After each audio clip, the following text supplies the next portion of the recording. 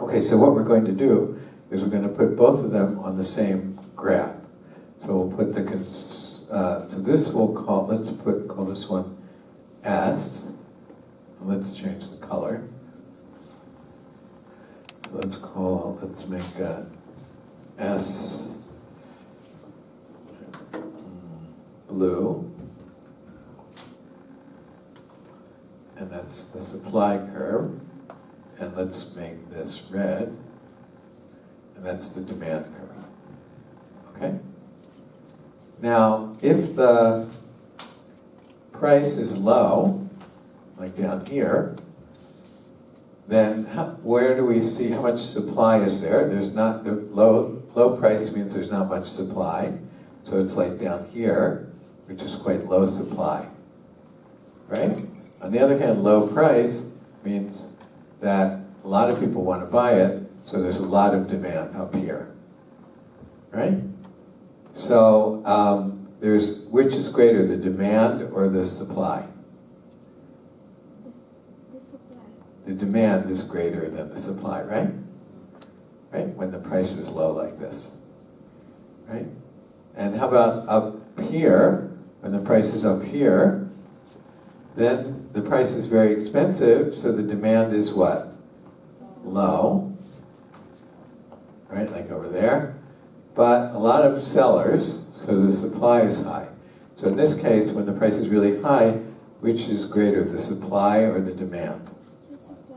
So a lot of people are willing to sell, but not many people are willing to buy. Right? Okay? Right? That makes sense. So over here, a lot of people are willing to sell, but not many willing to buy. We say there's excess supply. Or we say there's a surplus. Or I don't say that. That's what economists say. Okay, they say there's a surplus or excess supply. Okay? On the other hand, when the price is here, we say there's excess what? There's, the demand is high. There's excess demand. And they call that a shortage. Okay? That's called a shortage. Okay? So when the price is low, there's a shortage. And when the price is high, there's a surplus. Right? Okay? Now, if you want to know exactly how much surplus there is, at this price, well, we just said this is the supply and this is the demand, right? So the surplus is exactly that amount, right? That's the exact surplus, right? And on the other side here, when the price is low, if you want to know how much shortage there is, so there's a lot of demand here, and there's only a little bit of supply. It's exactly this distance. Right? Now, if the price goes up to here,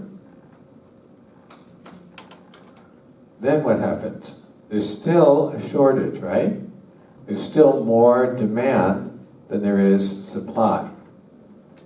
But the shortage is smaller than it was before. Right?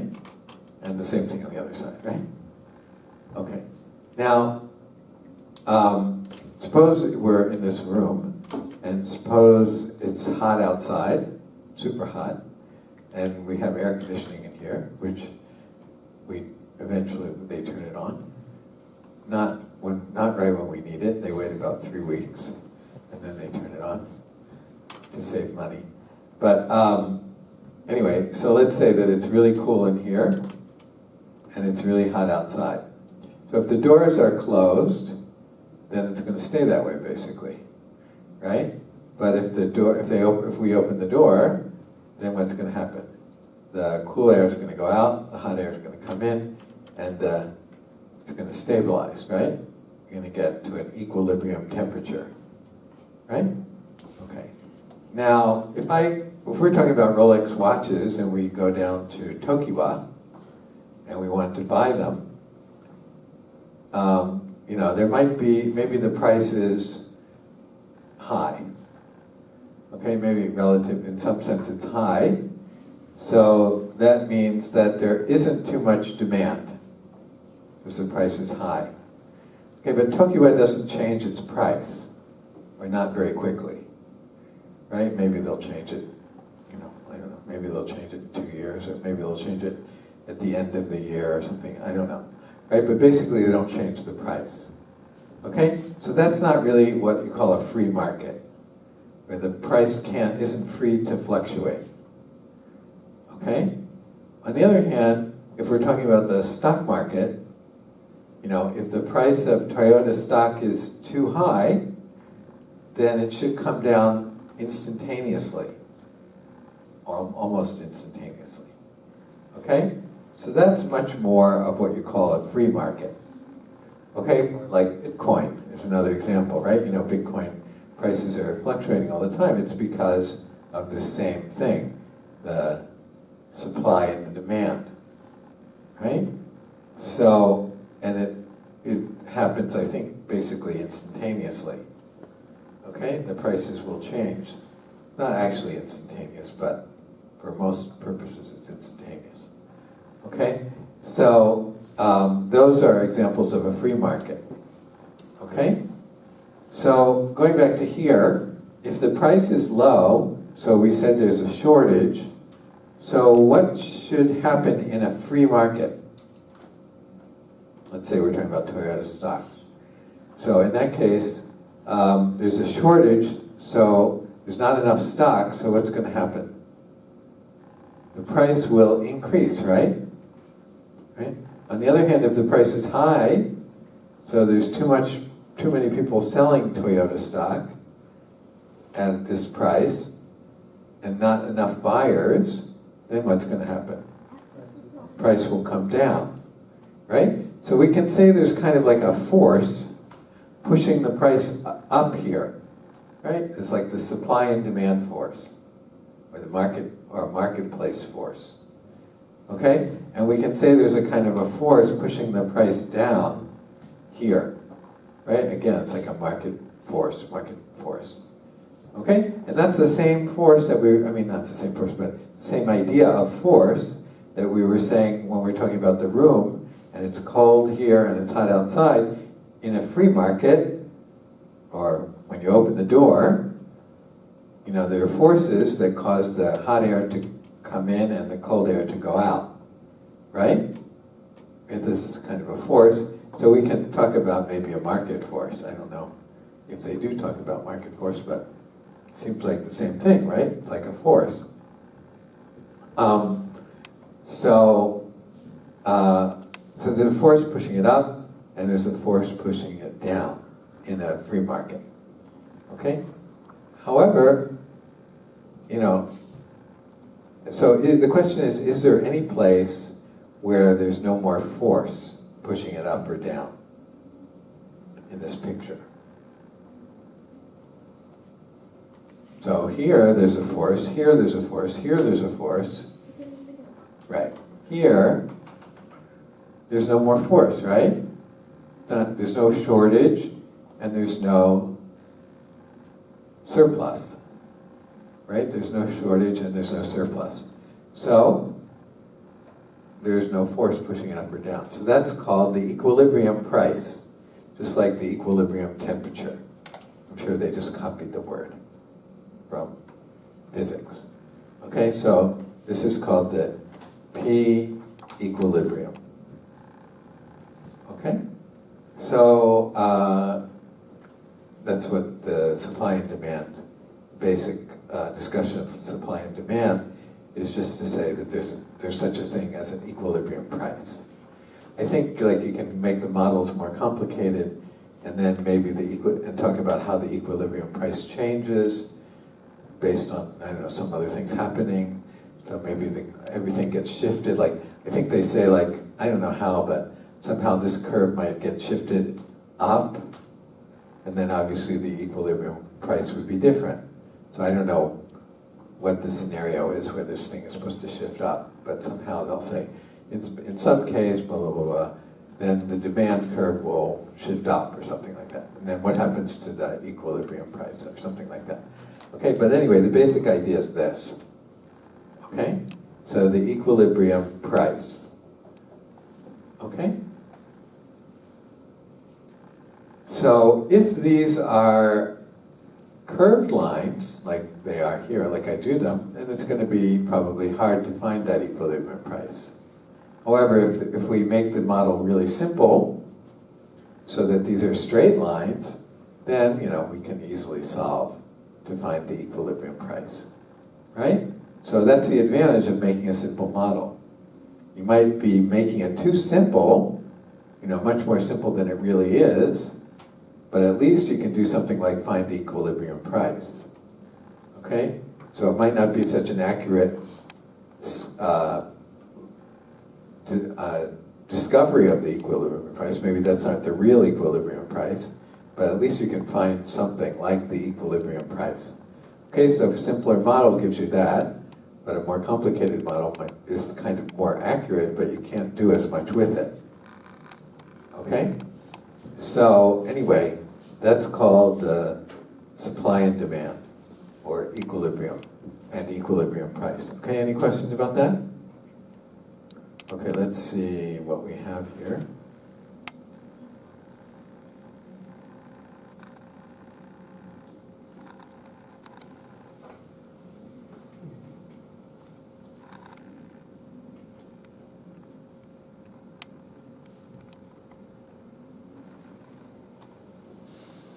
Okay.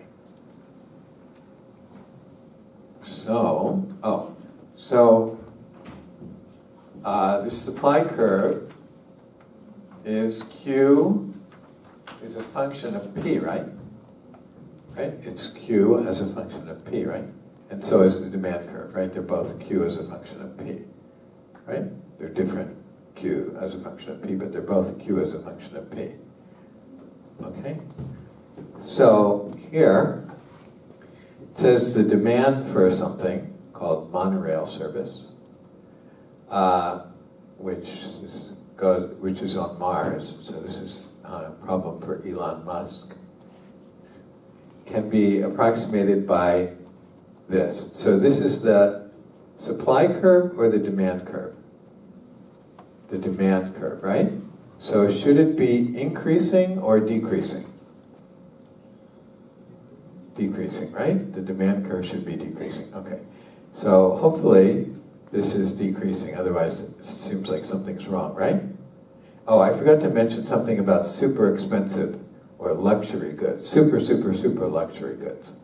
So I read, I think there's some house that some guy is building in Hollywood, like on the top of a mountain or something.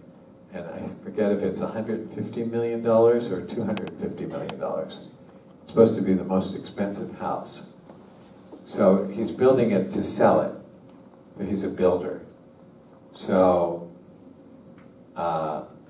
he doesn't, he's kind of a little bit of a risk, right? Because he's building this thing without having a buyer, right? But I'm sure he's got a lot of backers or whatever. So anyway, it's probably cost him maybe, I don't know what it's going to cost him. Maybe it cost him $30 million to build it or something like that. And then he's going to sell it at a big profit. So that's like a super luxury good, right? So super luxury good, I mean something where the demand curve is increasing, not decreasing. Okay, now that doesn't usually happen, because if you're saying the demand curve is increasing instead of decreasing, what is that saying? As the price goes up, the demand goes up. So that's not normal, right? Most things don't work like that. But sometimes there are certain things, like, some super fancy watch, you could imagine that if you increase the price, people want it more, right? Which is kind of stupid, right? But it might happen, right? It's conceivable. Okay, so sometimes the demand curve would be would be decreasing, but we don't really worry about those situations, right? Typically, we expect the demand curve to decrease. Okay? So, anyway, this is a demand curve, so hopefully it's going to be decreasing, right? Okay. So, well, is that true about this equation? Is this a reasonable model? Right? That's one thing you want to check, right? Is it in the ballpark of accuracy or not? Is it decreasing or is it increasing? If it's increasing, we'd say something's wrong, right? So we should at least think about that. So what do you think? So as this p increases, what happens to this number? It gets smaller, right? So it is decreasing, right? As p gets bigger, this gets a fraction. This whole term gets smaller, right? So that's what we want. Okay, so this at least does that. Okay, now, question is, graph the demand curve. So, is this decreasing or increasing? This is decreasing, so that's okay. Is this decreasing or increasing? This is decreasing, so that's okay. But these both are no good, right? Because both of these are increasing. Right? This one's kind of increasing less and less, but still always increasing. Okay? So these two are no good, right? So the question is it this one or this one? So how are you supposed to do that?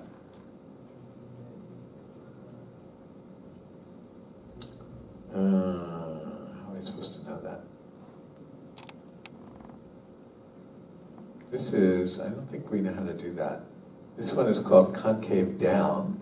This one is called concave up. Okay, but we'll learn about that later. So we don't know how to determine the concavity of it. Well, I guess you could just put in some values and see which one looks better. So you could put in like 4. When you put in 4 here, what do you get? 11.5. So this is not right. Right? If you put in 4, that looks about right. Okay, so I guess that's how you're supposed to do this. All right? All right, so we choose this answer. Okay, what else? What is the result on demand if the cost per ride is increased from, this is supposed to be the currency. So they don't use dollars, they don't use yen, they use this currency on Mars. Okay? So if the price decreases from 8 to 3, what is the result on the demand? So since Q of 8 equals, so what do you do for that? Q of 8, you put in 8 into P, for P, and find out what Q is, and type that in here. And Q of 3 equals, you put 3 into here, and find out what Q is. You do those two. And then what happens to the demand? Does it increase or decrease? Well, we already decided it was this curve, so we don't actually, for this part, we don't actually have to do these two, right? We know that if it goes from 8 to 3, that means it goes from 8 to 3, what happens to the demand? Oh wait, sorry, this was, demand. And this is demand, yeah, sorry, what? Oh, sorry, this one. Right, sorry. So if we go from 8 to 3, what happens to demand? It increases, so we should choose rises. Okay? That clear? Okay. If the demand function is extrapolated, what does its graph suggest will be the... Anyway, what does extrapolated mean? It means continued on in this way. So we really only have the demand for here, but what if we continued and if it followed this pattern? That's what extrapolated means. It means sort of projecting it into the future. But this is not the future, but projecting it into higher P's. Okay? If the demand function is extrapolated, what does its graph suggest will be the effect of increasing the price to extremely large values. So what does it suggest? I guess it's going to obviously be decreasing, but looking at it more carefully, is it ever going to go to 0? Is demand, Q, ever going to go to 0 for large P? No. Well, demand has two terms, right? Both these terms, right? Now one of them has a P in it, so it will be affected by P. And one of them doesn't have a P in it, so it won't be affected by P. Right? So this one has a P in it, so when P gets large, what happens to this? It gets smaller and smaller, so if P got infinitely large, this would go to 0, right? But this wouldn't change. So what would the final result look like? It would be this plus 0, which is just this. Right? So, this is approaching what? 6.5. Right? So the question was increasing the price extremely large values. What would ridership increases? No. Decreases. Last one. Towards 6.5 million. Okay? Okay, so I'll let you go through the others. There's not too many here, but I'll let you go through those yourself. Okay, these are due when? These are both due on the 25th. Okay, we have one more, 19th. We have one that's due on the 19th. Okay? Any questions? Okay, I think we're finished. Anybody have any questions? Okay.